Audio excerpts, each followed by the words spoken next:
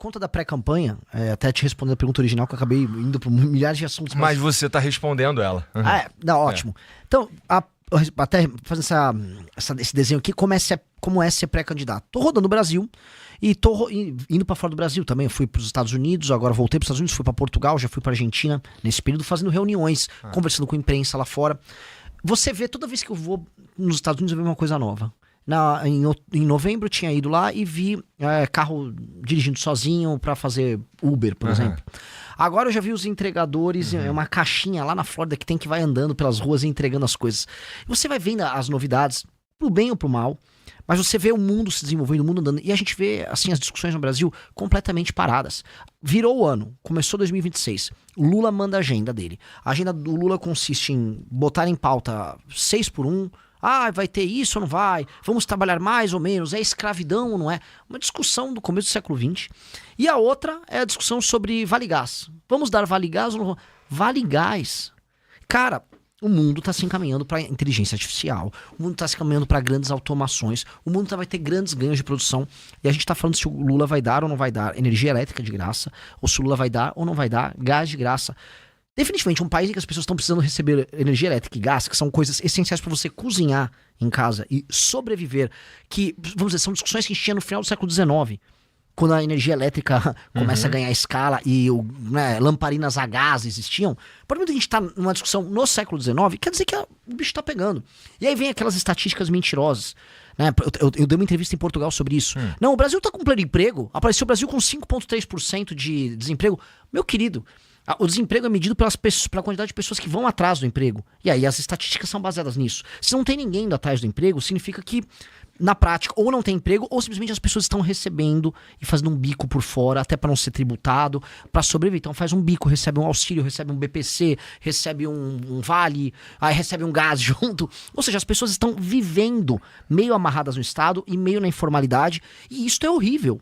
E é por isso que não estão aparecendo as estatísticas do emprego formal. E agora com o governo querendo dificultar ainda mais a contratação e demissão de pessoas, é bom o pessoal se preparar, porque vai diminuir mais ainda o emprego formal. Você está falando da proposta da escala 6x1? Sim, porque é uma discussão sobre aumentar, vamos ser bem claro, aumentar as regras sobre contratação e demissão de pessoas. As relações laborais ficarem mais complicadas. Você tornar mais complexa a relação entre empregador e empregado. Tá falando de diminuir as horas de trabalho no meio da semana. Desculpa, o Brasil é um país pobre. Ser um país pobre com baixa produtividade significa que o nosso trabalhador, ele produz menos dinheiro por minuto ou por hora trabalhada. Vamos botar assim. Tem uma estatística que para construir um prédio, e aí esse prédio aí é um padrão, aqui no Brasil a gente nos Estados Unidos os caras constroem em um ano com 50 pessoas.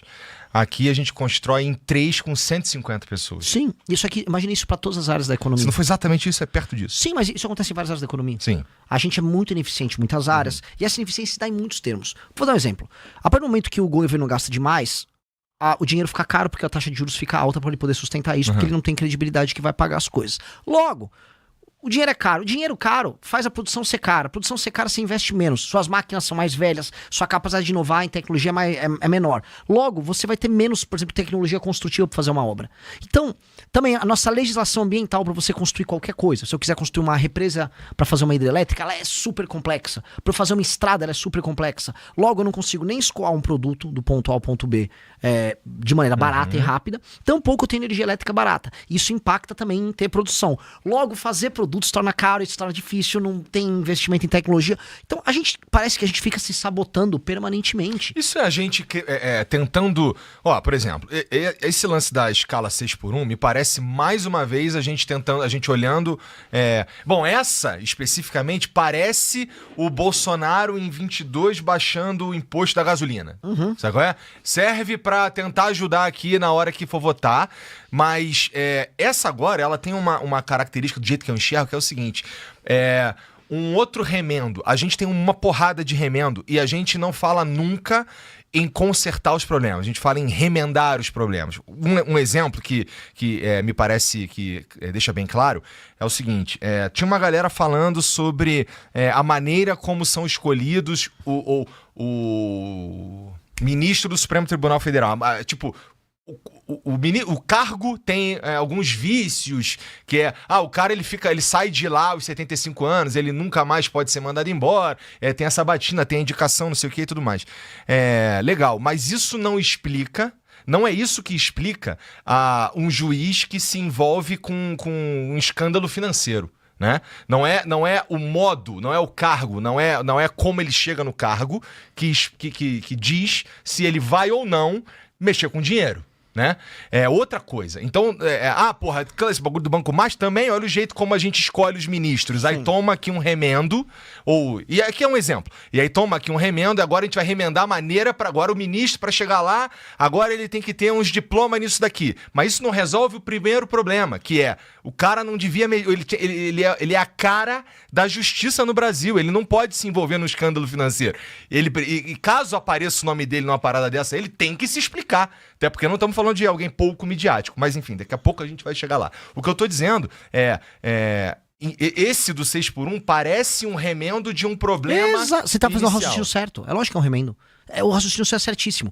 Na verdade, a gente tem uma legislação trabalhista inadequada desenhada nos anos 40. Uhum. Cara, o mundo mudou muito. O Brasil estava se industrializando nos anos 40 e ela foi uma resposta que o Vargas fez para controlar o movimento sindical, que estava muito à esquerda, movimentos socialistas que surgiam, o Vargas querendo ter o controle daquele processo, ele próprio, colocar o Estado como mediador entre as relações entre capital e trabalho, vamos colocar aqui bem nos termos que o pessoal ali gosta de tratar esse assunto.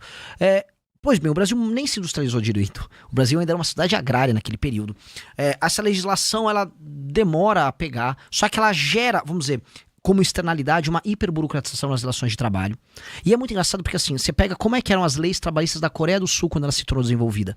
Porque o Brasil estava passando nos anos 20, 30, 40, 50, 60, por esse processo de industrialização, que a Coreia também passou depois. Só que a Coreia passou com leis muito mais frouxas do ponto de vista das relações trabalhistas. E a Coreia se desenvolveu bastante. A gente não. Não só em termos de leis trabalhistas, né, em outras legislações a gente já sempre foi muito burocrático, muito cartorial, vem da nossa herança portuguesa e tal. Mas...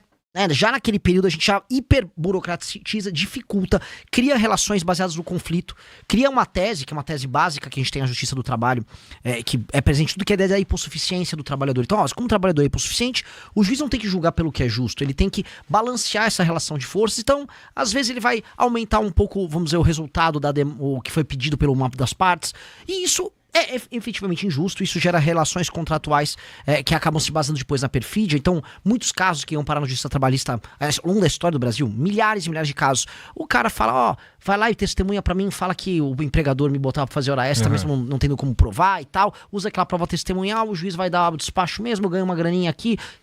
Isso foi regra. Isso foi regra. Veio a reforma trabalhista lá para 2017 para tentar dirimir isso. Só que o Brasil continua sendo um dos, se não o país com o maior número de litígios trabalhistas no mundo. Não é normal uma coisa dessa. Total. Deixa eu te fazer uma pergunta rapidinho, um parênteses rápido sobre o que você estava falando sobre a Coreia. Lá, então, é que eu não estudei, então me ajuda. Eles aceitaram por um período que ia ser um pouquinho merda pros trabalhadores. E a gente vai se desenvolver. Foi isso que aconteceu? Foi uma espécie de sacrifício geracional. Na verdade, no mundo todo aconteceu grandes sacrifícios geracionais que permitiram que esses países dessem saltos. E essas gerações viram seus filhos crescerem na vida. Então você pega, vamos para a Inglaterra da Revolução Industrial, eu não consigo falar que aquilo era um tratamento digno que foi dado aos trabalhadores, mas várias pessoas saíram do campo, foram trabalhar na cidade, foram trabalhar nas fábricas. Havia trabalho infantil naquela época. É um negócio muito... cruza limites do aceitável.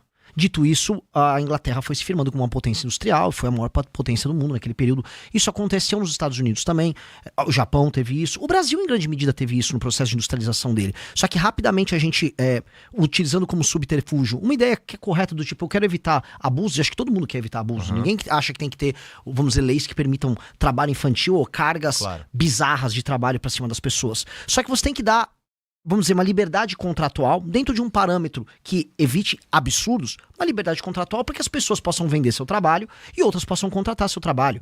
Você tem um mercado mais livre para contratar, para demitir.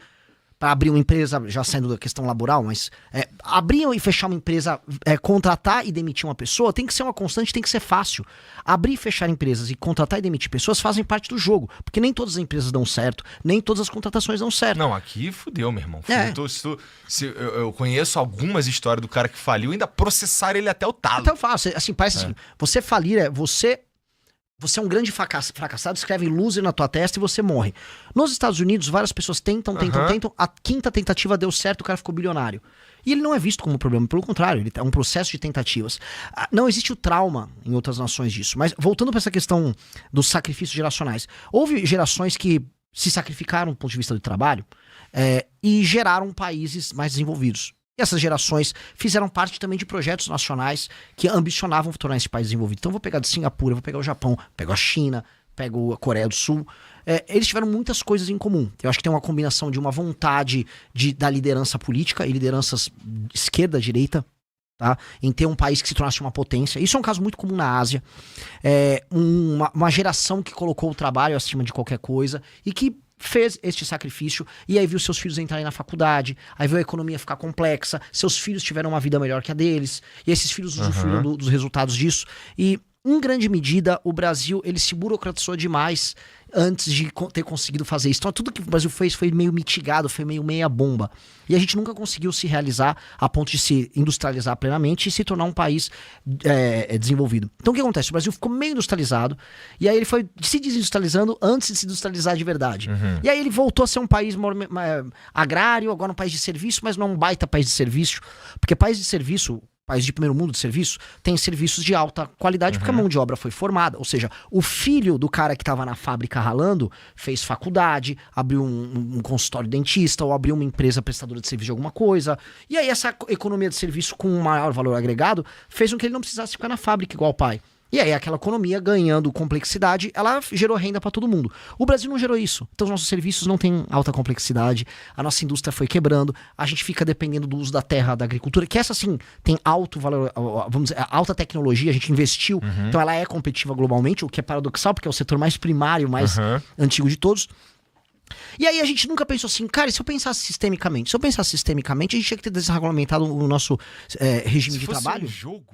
Apoie o nosso canal deixando o seu like, se inscreva e compartilhe este vídeo para um Brasil melhor. Até a próxima.